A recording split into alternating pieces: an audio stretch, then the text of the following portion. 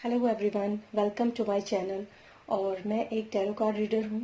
मैं आज आप लोगों के साथ एक छोटी सी टैरो कार्ड रीडिंग करूँगी। इस टैरो कार्ड रीडिंग के करने का क्या उद्देश्य है ये भी मैं आपको बताऊँगी। और सबसे पहली बात मैं जो आप लोगों को बताऊँगी, एक ऐसी सच्चाई जिसको शायद आप लोगों ने अब तक कहीं पर भी नहीं सुना होगा। बहुत सारे चैनल्स हैं जो कि टैरो कार्ड रीडिंग करते हैं, जिसमें कि कुछ चैनल्स काफ़ी फेमस हैं और कुछ चैनल्स इतने फेमस नहीं हैं। अगर आप इस रीडिंग को देख रहे हैं, अगर आप इस वीडियो को देख रहे हैं, तो डेफिनेटली आप कहीं ना कहीं टैरो के जो एनर्जी होती है उससे कहीं ना कहीं आप कनेक्टेड हैं, इसीलिए आप इस वीडियो को देख रहे हैं। वरना बहुत से लोग ऐसे होते हैं जिनको ये पता भी नहीं होता कि टैरो कार्ड रीडिंग होती क्या है। तो सबसे पहली बात तो मैं आपको बताऊंगी कि कैसे हम जैसे किसी भी टैरो कार्ड रीडर को जब हम देखते हैं, उसके रीडिंग्स को देखते हैं, उसको फॉलो करते हैं, उसको सुनते हैं। इनफैक्ट मैं अगर सही कहूँ तो हम उसके वीडियो का इंतज़ार करते हैं कि कब हमारी राशि का वीडियो उसके ऊपर अपलोड होगा और उसको हम देखेंगे। कब लव टैरो रीडिंग होगी, कब करियर जो है वो टैरो रीडिंग होगी, कब मंथली वाइज टैरो रीडिंग होगी। और आप में से जो लोग भी इस तरह की रीडिंग्स देखते हैं, उनके कुछ ना कुछ अपने पर्टिकुलर और कैसे कहते हैं फेवरेट अपने टैरो कार्ड रीडर होते हैं। और आप में से ये लोग बहुत अच्छी तरह से जानते हैं कि कुछ ऐसे लोग भी होंगे जो इस वीडियो को देख रहे हैं कि उनसे वो रीडिंग्स जो होती हैं 100% रेजोनेट करती है। ये बात मैं इसलिए कह रही हूँ क्योंकि ये चीज़ मेरे साथ भी हुई है। इसके पीछे का कारण क्या है? आप में से कई लोग जब टैरो कार्ड रीडिंग देखते हैं, सपोज आप एरीज या लियो या फिर सेजिटेरियस या फिर किसी भी राशि की अगर आप अपनी टैरो रीडिंग देखते हैं, तो आप में से कई लोगों ने देखा होगा कि वो रीडिंग में जो भी कुछ वो बताते हैं, जो भी कार्ड्स निकल कर आते हैं, वो 100% आप लोगों से रेजोनेट करते हैं। ऐसा क्यों होता है, क्या आपको मालूम है? मैं आपको बताती हूँ। ऐसा इसलिए होता है क्योंकि एक टैरो कार्ड रीडर जो होता है वो एक मेडिटेटर भी होता है। ये एनर्जी वर्क होता है। इसको हम ऐसे नहीं कि ये कोई बिजनेस वैसा नहीं होता है। इसमें ये काम ऐसा होता है जिसमें एनर्जी काम करती है। और एनर्जी जो होती है इन कार्ड्स की भी होती है, वाइट लाइट की भी होती है, ये मोतियां हैं इनकी भी एनर्जी होती है, शंख की एनर्जी होती है, आपकी भी एनर्जी है और मेरी भी एनर्जी है, या फिर जिस टैरो कार्ड रीडर को आप देखते हैं उसकी भी एनर्जी होती है। जब आप किसी की टैरो रीडिंग देखते हैं और आप में से आपको ऐसा लगता है कि मेरी ये रीडिंग मुझे बहुत ज्यादा रेजोनेट हुई है, कई बार कमेंट बॉक्स में आप पढ़ते भी होंगे, उसमें लिखा भी रहता है नीचे, बहुत लोग कमेंट करते हैं 100% रेजोनेट। मैं अपने चैनल की बात नहीं कर रही हूँ, मैं इतने ज़्यादा अभी तक नहीं बनाती हूँ। बीच में मैंने काफ़ी हद तक मैंने टैरो कार्ड रीडिंग करी, बहुत सारी पर्सनल रीडिंग करी। उसके बाद अभी मैंने काफ़ी ब्रेक लिया, लेकिन अब मैं फिर से स्टार्ट करूँगी इसको, क्योंकि मुझे अंदर से ये गाइडेंस हुए कि मुझे करना है। जब आप किसी की टैरो रीडिंग देखते हैं तो आपको ऐसा महसूस होता है कि ये मुझसे 100% रेजोनेट हुआ। उसके बाद जब नेक्स्ट उसका कोई भी अपकमिंग वीडियो आता है, तो जब भी कोई टैरो रीडिंग करता है तो उससे पहले एक छोटी प्रेयर या एक छोटा मेडिटेशन करना एक टैरो कार्ड रीडर के लिए बहुत ज्यादा जरूरी होता है। उस समय पर वो आपकी एनर्जी को रिसीव करते हैं, क्योंकि आप एनर्जी वाइज उस इंसान से, उस टैरो कार्ड रीडर से कनेक्ट हो जाते हैं। इसी तरीके से ये चीजें काम करती हैं। जब आप किसी टैरो कार्ड रीडर को पसंद करने लगते हैं, उसकी वीडियोस का वेट करने लगते हैं, अपनी राशि का वेट करने लगते हैं, कुछ पर्टिकुलर टॉपिक्स के ऊपर जो वीडियोस आते हैं उनका आप वेट करने लगते हैं, तो आपकी एनर्जी जो होती है वो ऑटोमेटिकली उस टैरो कार्ड रीडर के साथ कैच होने लगती है, मैच होने लगती है। तभी होता है क्योंकि वो कलेक्टिव के लिए रीडिंग होती है। तो वो कलेक्टिव्स कौन होते हैं? वो कलेक्टिव वो लोग होते हैं जो कि परमानेंटली उस टैरो कार्ड रीडर के साथ जुड़े हुए होते हैं। ऐसा होता है। मैंने भी पहले सबसे पहले जब मैं राशियों के हिसाब से रीडिंग किया करती थी, तो उसमें मेरे पास काफी सारे लोग कमेंट्स करते थे कि मेरे साथ ये रीडिंग रेजोनेट हुई। तो उसके बाद मेरे पास पर्सनल रीडिंग भी आई, वो भी ऐसी ही होती हैं। पर्सनल रीडिंग में भी हम आपकी एनर्जी से कनेक्ट करते हैं, लेकिन जब आप इसको इस तरीके के माध्यम से, जैसे मैंने आपको बताया कि आप किसी की टैरो कार्ड रीडिंग का आप वेट करते हैं, उसकी एनर्जी का आप वेट करते हैं, तो ऑटोमेटिकली आपकी एनर्जी जो होती है वो उसके साथ कनेक्ट होने लगती है। अभी यहाँ पर ये टैरो कार्ड्स हैं, ये और एक ये हमारे राइडर वे टैरो कार्ड्स हैं, जो जिनको बोलते हैं ओरिजिनल टैरो कार्ड्स जो होते हैं, वो यही होते हैं। मैं ज्यादातर इन्हीं टैरो कार्ड्स का यूज करती हूँ। बाकी ओरेकल कार्ड्स भी होते हैं, इजिप्शियन ओरेकल कार्ड्स भी होते हैं, लेकिन अभी मुझे ये कार्ड्स ही जो है वो मैं यूज करना ज्यादा पसंद करती हूँ, तो मैं यही कार्ड्स जो है वो यूज करती हूँ।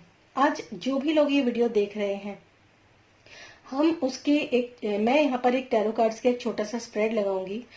आप भी मेडिटेट कीजिए थोड़ा सा, और अगर आपकी कोई भी प्रश्न है, आपके मन में कोई भी समस्या चल रही है इस वक्त की, या कोई भी सिचुएशन है, तो आप ये देखने की कोशिश कीजिए कि क्या आपसे अब ये रीडिंग रेजोनेट होती है। अगर आपसे ये रीडिंग रेजोनेट होती है तो, या फिर आपके सारे प्रश्नों के उत्तर तो एक साथ, जो कलेक्टिव के लिए रीडिंग होती है उसमें सारे प्रश्नों के उत्तर एक साथ मिल जाए, ऐसा नहीं होता। आपके कुछ एक या दो प्रश्नों के उत्तर या फिर सिचुएशंस के हिसाब से आपको गाइडेंस मिल जाए, ऐसा जरूर होता है। तो वो चीज आज हम यहाँ पर चेक करेंगे, देखेंगे कि इस समय पर आपकी जो सिचुएशन है उसके हिसाब से आपको क्या गाइडेंस मिल रही है, या जो भी कुछ यहाँ पर निकल कर आता है, चाहे वो लव एनर्जी के लिए हो, चाहे वो करियर, फाइनेंस, किसी भी लाइफ के किसी भी एरिया के लिए क्या निकल कर आता है, क्योंकि ये एक कलेक्टिव के लिए यहाँ पर रीडिंग है। तो हम यहाँ पर देखेंगे और आप भी देखिए कि क्या आपके लिए यहाँ पर कोई गाइडेंस या फिर कोई मैसेज आपके लिए यहाँ पर निकल कर आता है। चलिए देखते हैं, शफल कर लेते हैं ये टैरो कार्ड्स को।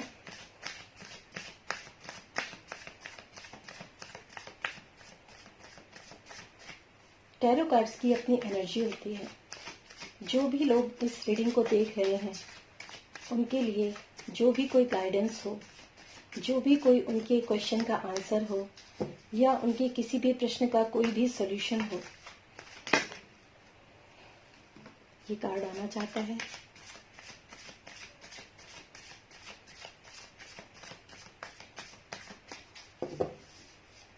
लास्ट टाइम,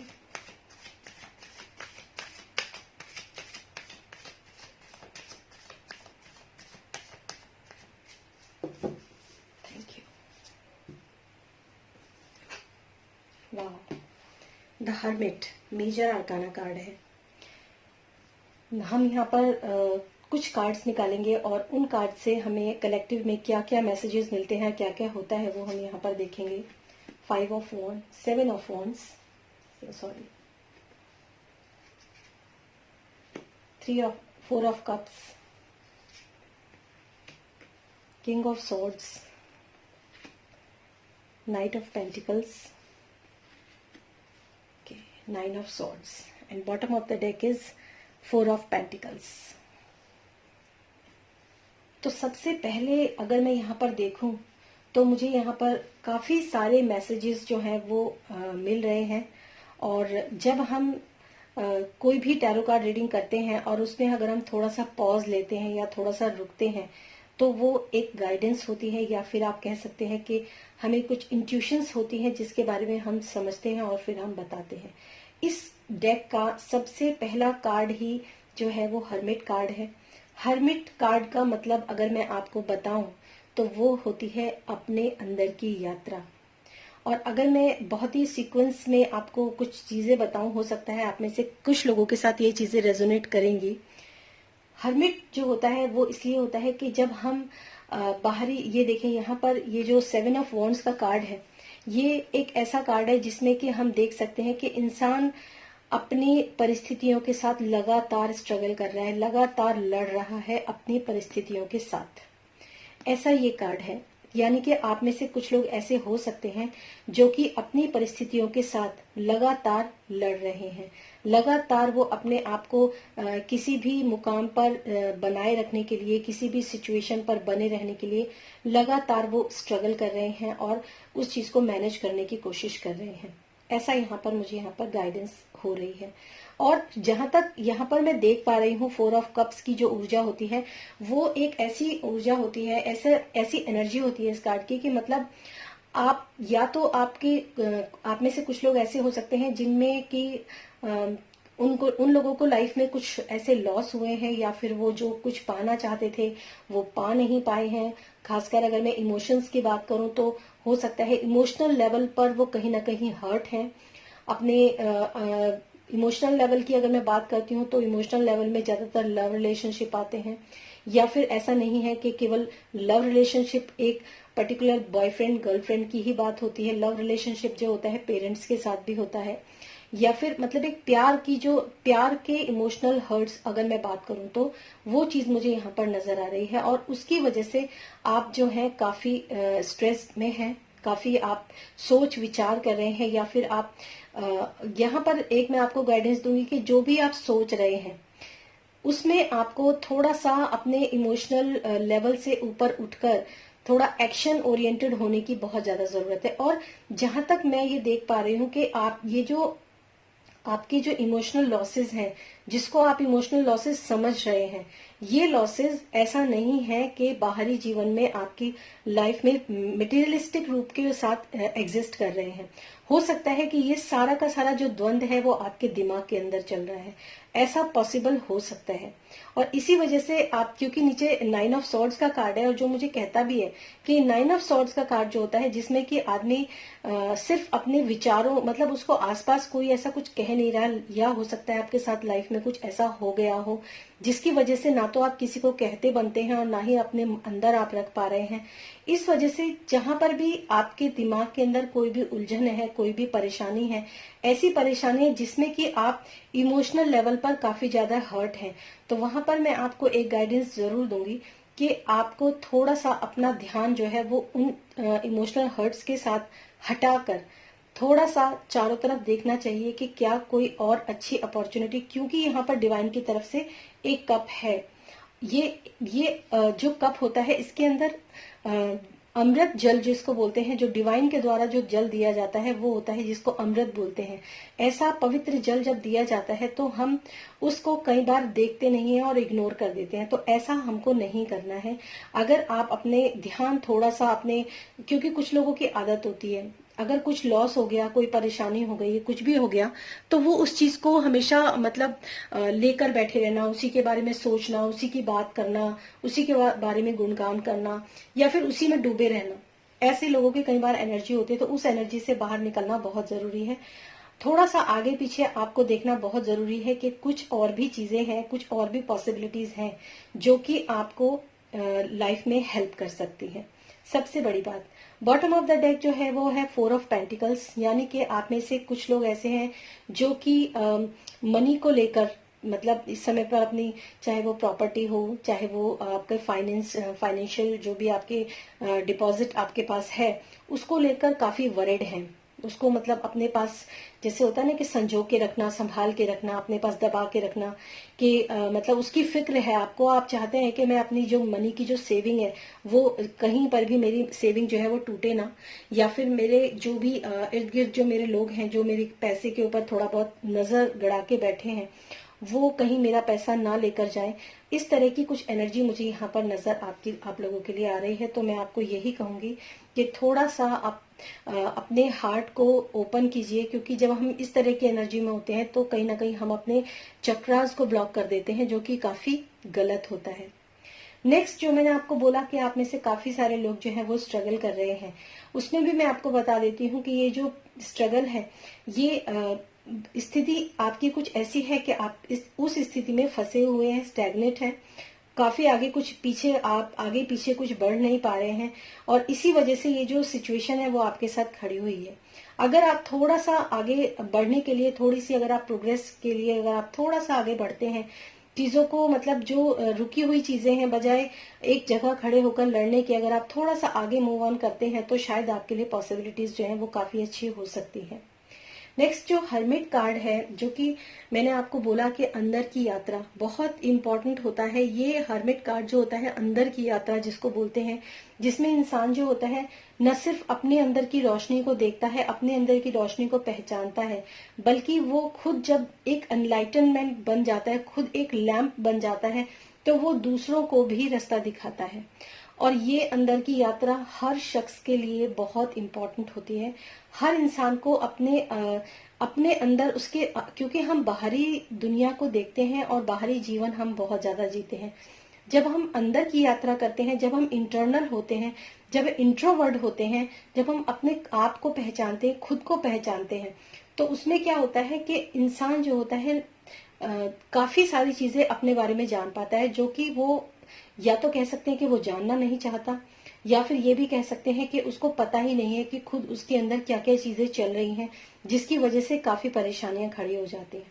तो इस तरह की यहाँ पर मुझे एनर्जी नजर आ रही है। किंग ऑफ सॉर्ड्स, यानी कि जब आप इस तरह की अंदर की यात्रा करते हैं, जब आप थोड़ा सा इंट्रोवर्ट होते हैं, मेडिटेशन करते हैं, थोड़ा शांत रहना सीखते हैं, जरूरी नहीं है कि आप मेडिटेशन वैसे करें, थोड़ा सा अपने आप में चुप रहना, एक एकांत जगह पर जाना, एकांत जगह पर बैठना, चुपचाप रहना, सोचना आगे पीछे क्या हुआ, या फिर कुछ भी ना सोचना, सिर्फ अपने आप के बारे में ही सोचना, अपने बारे में, शून्य के बारे में सोचना। अगर मैं सीधी सी बात कहूँ तो आपको ना जो भी बहुत सारी चीजें ऐसी होती हैं जिनके बारे में हमें दिन प्रतिदिन कोई भी काम करते हुए भी क्लैरिटी नहीं मिलती, लेकिन जब हम इस तरह की अपने साथ एक मतलब सिचुएशन क्रिएट करते हैं तो हम लोगों को काफी सारी चीजें जो है वो क्लियर होने लगती हैं, काफी क्लैरिटी हम लोगों को उस चीज में आने लगती है, और हम जो होते हैं अपनी लाइफ के प्रति एक क्लियर विजन लेकर आगे बढ़ते हैं। तो ऐसी कुछ अब आपने ये रीडिंग देखी, जो भी रीडिंग मैंने आप लोगों को एक्सप्लेन किया, थोड़ी सी चीजें थी, लेकिन आप देखना क्या ये इनमें से कोई भी सिचुएशन ऐसी है जो आपके साथ रेजोनेट हुई है। तो अगर आपके साथ ये चीजें रेजोनेट होती हैं, आगे मैं इसमें जो राशियां हैं उनके हिसाब से भी रीडिंग करूंगी, मैं एक अच्छी पिक कार्ड रीडिंग भी करूंगी जिसमें कोई प्रेडिक्शन नहीं होगी, क्योंकि प्रेडिक्शन, मैं नहीं जानती कि प्रेडिक्शन करना कितना हद तक सही है। हाँ, हम सजेशन दे सकते हैं, गाइडेंस दे सकते हैं, जो भी टैरो कार्ड के माध्यम से गाइडेंस निकल कर आती है वो दे सकते हैं, या फिर जब हम ध्यान करते हैं, जब हम रीडिंग करते हैं तो इंट्यूशनली हम कनेक्टेड होते हैं, उस समय पर भी जो भी हमें गाइडेंस होती है वो भी हम दे सकते हैं। तो इस तरह से तो हम कर सकते हैं कि हम गाइडेंस दे सकते हैं, लेकिन हम प्रिडिक्शन अगर जहां पर दिया जाता है वो प्रिडिक्शन सिर्फ पर्टिकुलर जो पर्सनल रीडिंग होती है उनमें तो आप कर सकते हो, लेकिन एक कलेक्टिव में जब आप करते हो तो उसमें प्रिडिक्शंस नहीं दी जाती, उसमें सिर्फ गाइडेंस दी जाती है, या फिर आपकी सिचुएशन के बारे में चर्चा की जाती है, जिसमें कि आपको बताया जाता है कि ये चीजें हो सकती हैं।